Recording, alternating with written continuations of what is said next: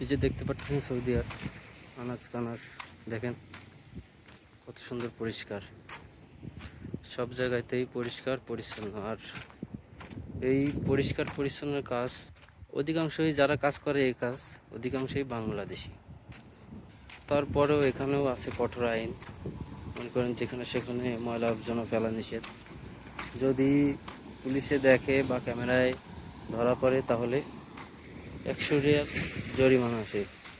এই দেখতে পাচ্ছেন এই যে এখানটাতে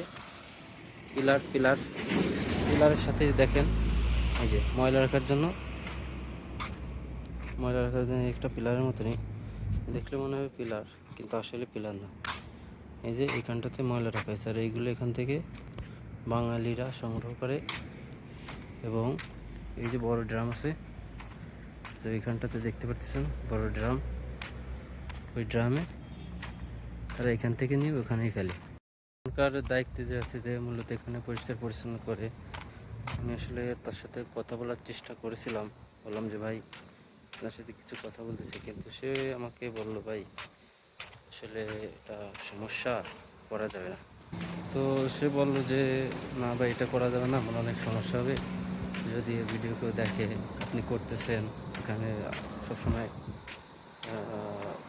যে লাইনম্যান অর্থাৎ যে ফোরম্যান সে আসা যাওয়া করে, তো এটা সমস্যার বিষয়, যার কারণে আসলে আমি ভিডিওটা করতে পারলাম না।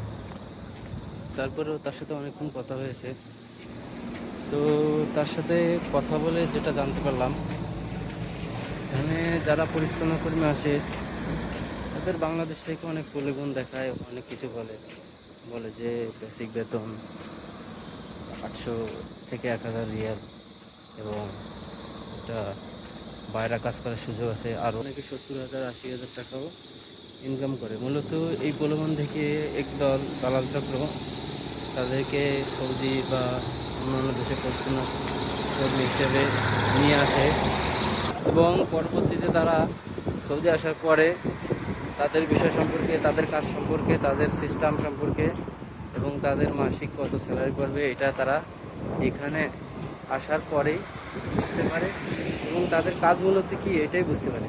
অনেকটাই বলা হয় কোম্পানির কাজ, আসলে এই কোম্পানি কী কাজ, কোন ধরনের কাজ, কী করতে হবে এটা আসলে ক্লিয়ার করা হয় না। আর বাঙালি ভাবে যে প্রবাস মানে আসলে প্রচুর টাকার টাকা, প্রবাসে একবার গেলেই শুধু টাকার টাকা, আর কোনো সমস্যা থাকবে না। যার জন্য মোটামুটি বাঙালির প্রবাসের কথা বললেই সে রাজি, চোখ বন্ধ করে রাজি, তাতে তার ভালো হবে না খারাপ হবে না কী হবে এটা সে চিন্তাই করে না। তো দেশি ভাইটির সাথে অনেকক্ষণ কথা হলো, প্রায় আধা ঘন্টা। তো তাকে আমি জিজ্ঞেস করলাম যে ভাই আপনার বেতন কত, তো উনি আমাকে বললো যে তার বেতন হচ্ছে 600 রিয়াল, কোম্পানি থাকা ফ্রি কিন্তু খাওয়া নিজের। তো একটা চিন্তা করে দেখলাম যে একজন ব্যক্তির সৌদি আরবে খাইতে গেলে ন্যূনতম 250 রিয়াল খরচ যায়, তো তার বেতন হচ্ছে 600 রিয়াল, সে কীভাবে খায় আর কীভাবে টাকা পাঠায়